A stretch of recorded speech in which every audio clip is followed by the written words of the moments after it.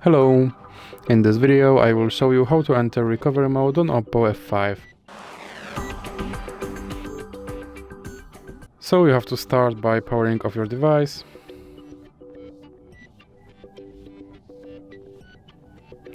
And now when your device is completely powered off, you have to press and hold power button and volume down button at the same time.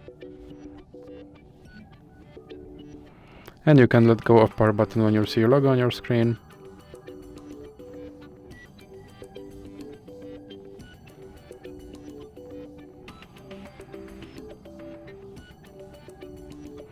And here you have to select your language with volume buttons and select with power button.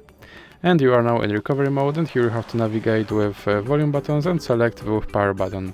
So that's it for this video. If you liked it, please remember to leave a like and subscribe.